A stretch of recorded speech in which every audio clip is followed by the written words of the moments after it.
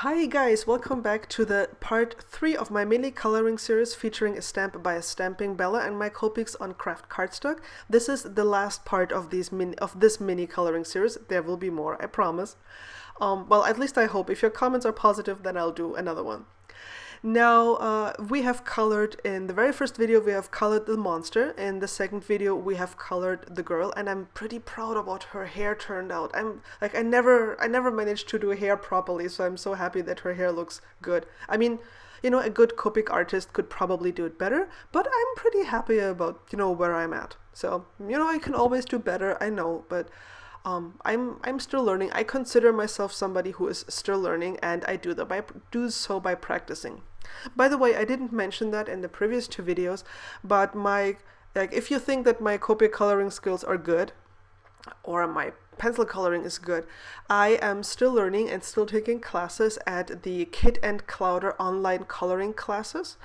They have classes for Copics, for colored pencil, for mixed media. They have separate classes how to do hair, how to do clothes and skin, and I'm taking all of them, and I'm still learning. I keep going back to those classes and referencing them. Because you can never learn too much, and I really like those classes. They're my absolute favorites. So if you want to take your coloring skills to the next level, and I mean having a proper teacher, not somebody like me who is still learning herself and making plenty of mistakes, I encourage you to check out the Kit and Clowder coloring classes. I'll be linking to them in the video description below and on my blog. Now, while I was babbling, I have basically been doing basic Copic coloring, which means using one color and then just blending onto the next. I have explained in the previous videos how to figure out how your Copic colors will look like on Kraft cardstock once they have dried, because they will change color from when they are being wet to when they are dry. They will absolutely change color, and it's important to know that, because otherwise you're just going to be totally frustrated with your coloring. Ask me how I know. So I'm basically just doing the pillow now, and I decided to go with a happy color, with a yellow color.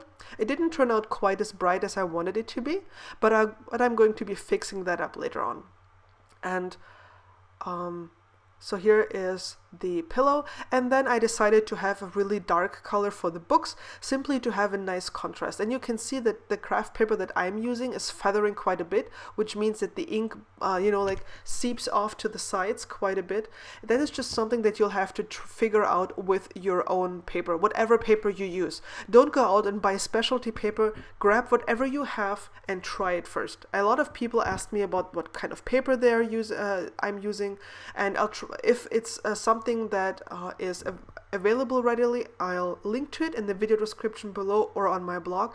Sometimes I get paper samples from stores, and I don't know which kind of paper it is, but don't go off and buy something super expensive or fancy. I'm pretty sure you all have some scraps of paper lying around. Grab them and try it. I can only encourage you to just grab your paper and try it. You might be surprised how well some cheaper papers work. Oh, by the way, now I'm going back into her hair, and I'm using a polychromos white pencil, and I'm just putting down a little bit of the color into the highlights and using a dry paper stump to blend it out. And this is how I create these highlights on these colorings. And then, just because I wanted to, I grabbed my white gel pen and I'm outlining the image. I'm trying to go around the black stamped line and not cover it up. I'm not entirely, perfect, but anyhow, just to make it look like a sticker. I don't know, I just like the effect. And then I grabbed 3 different shades of gray Copic. I think it's an N3, N1, and N0, but you'll have the colors on my blog. I'm going to list them there. And I am just outlining this, or basically going around the white gel pen and outlining this, so it's going to have a little bit of a shadow, just for some additional effect. So here's a close-up of the monster and the girl, and as I said, I'm pretty proud of the hair. Usually hair doesn't turn out that nice for me, so yay for me.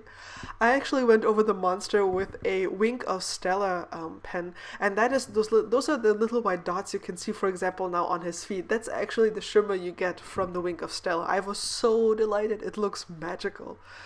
Absolutely love it. And the stamp is just so versatile. You can color it any which way, and I'm so excited to just try another color combination there. I threw on some sequins by Pretty Pink Posh and added some white gel dots, and I'll be adding a sentiment to the inside of the card. Thank you so much for watching. Please let me know what you thought about this coloring series if you want to see more, and I'll catch you again soon. Bye bye.